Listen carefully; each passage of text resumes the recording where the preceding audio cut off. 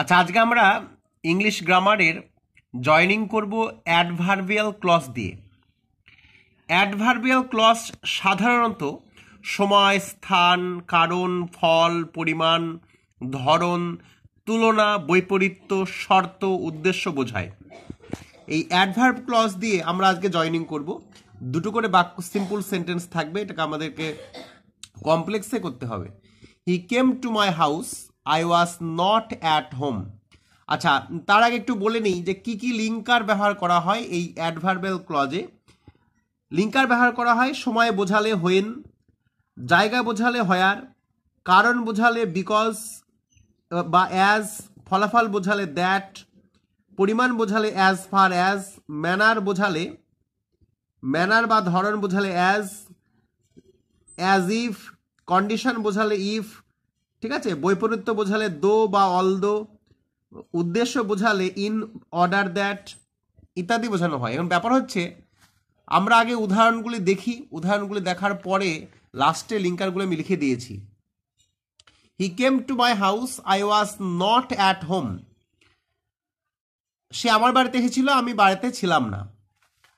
তাহলে এটা আমরা বুঝতেই পাচ্ছি, এটা আমরা হোয়েন দিয়ে করব। এই অ্যাডভার্বিয়াল ক্লজে সময় বোঝালে হোয়েন ব্যবহার করতে হয় লিঙ্কার হিসাবে। He came to my house when I was not at home.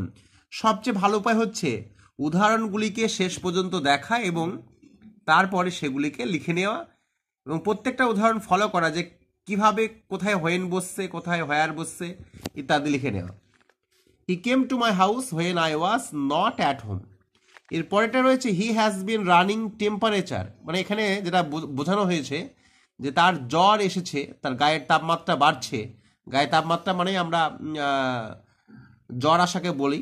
He wishes to go to school. এখন ব্যাপার হচ্ছে এটা একটু বৈপরীত্য অবস্থা বোঝাচ্ছে। অ্যাকচুয়ালি গায়ের টেম্পারেচার বা জ্বর আসলে কিন্তু বাড়িতে থাকার কথা, স্কুলে যাওয়ার কথা নয়। তাই এটা একটা বিপরীত অবস্থা, যে জ্বর এসেছে তাও যাচ্ছে, তাই না? তো সেক্ষেত্রে আমি বলেছি যদি বৈপরীত্য অবস্থা বোঝায় দো হয়, দো বা অলদো, দো হবে এখানে। দো হি has been running temperature, he wishes to go to school.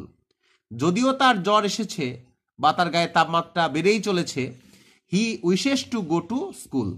এ দো মানে যদিও অর্থে ইউজ করা হয়। He jumped out of bed, the bell rang then. এটা আমরা বুঝতে পারছি হোয়েন দিয়ে হবে। He jumped out of bed, সে বিছানা থেকে লাফিয়ে উঠলো হোয়েন দ্য বেল র্যাং, যখন ঘন্টা বেজেছিল। এই পরেটা আছে ইউ আর পারডনেড, ইউ আর পারডন্ড, মানে তোমাকে ক্ষমা করা হলো। ইউ হ্যাভ কনফেসড, এই কনফেস মানে স্বীকার করা, অন্যায় স্বীকার করা। ইউর ক্রাইম, তুমি তোমার অপরাধকে স্বীকার করেছো। এটা আমরা অ্যাজ দিয়ে করতে পারি, ঠিক আছে? এটা আমরা এভাবে করবো, ইউ আর পারডনেড বা you are pardoned as you have confessed your crime.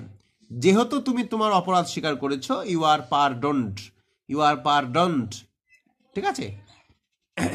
এর পরেরটা রয়েছে it is simple, a child can understand it.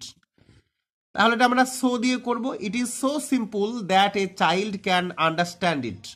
It is simple, a child can understand it.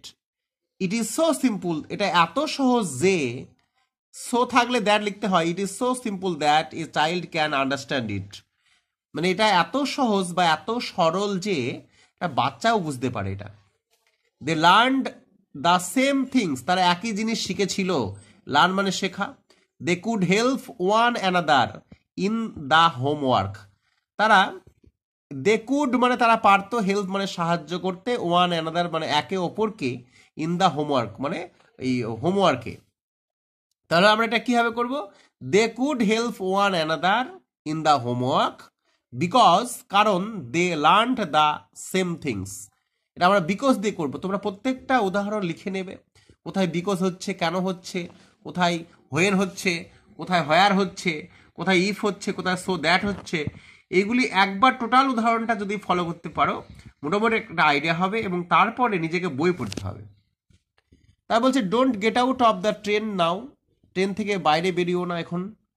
The train should stop at the station, মানে স্টেশনে যখন থামবে তখন বার হবে। তার মানে এটা কি, এটা আমরা টিল দিয়ে করব।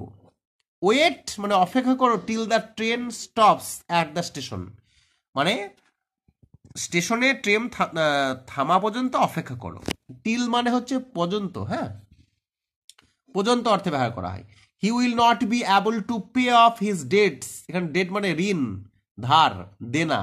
হি ইজ পোর। যখন আমরা এই ধরনের বাক্য পাবো, he will not be able to pay off his debts, সে তার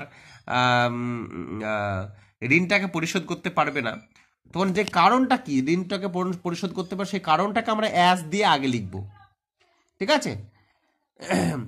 আর যদি বিকজ দিয়ে লিখতে হয় তাহলে কিন্তু ওই ফলাফলটা আগে লিখতে হবে, যে হি will not be able to pay off his dates because he is পোর, এরকম। আর যদি ফলাফলটা লিখতে হয়, ফলাফলটা কি, যে সে গরিব, তাই না। অ্যাজ হি ইজ পোর, যেহেতু সে গরিব, মানে সে গরিব হওয়ার ফলেই কিন্তু ঋণটা শোধ করতে পারছে না। As he is poor he will not be able to pay off his debts, সে তার, যেহেতু সে গরিব তাই সে তার, অ্যাজ মানে যেহেতু অর্থে ইউজ করা হয়, টিল হচ্ছে পর্যন্ত অর্থে ইউজ করা হয়, এগুলি বাংলা মানেগুলি জানলে আরও সুবিধা হয়, ঠিক আছে। বিকজ মানে তো তোমরা সকলে জানো কারণ, সো দ্যাট মানে যাতে করে, এই মানেগুলি জানলে আরও ভালো হয়। তাহলে এটা হয়ে গেল। He may come, please request him to wait for me. He may come, সে আসতে পারে, please request him to wait for me, তাকে মানে অনুরোধ করবে যে আমার জন্য বসে অপেক্ষা করতে। তাহলে কি বলছে, মানে সে আসতে পারে, মানে আসার সম্ভাবনা আছে, তার মানে এটা ইফ দিয়ে করলে ভালো হবে, মানে যদি সে আসে আর কি, এরকম। If he comes, if he comes যদি সে আসে, মানে আমি বলেছি শর্ত বোঝালে ইফ হবে। ইফ হি কামস যদি সে আসে, please request him to wait for me.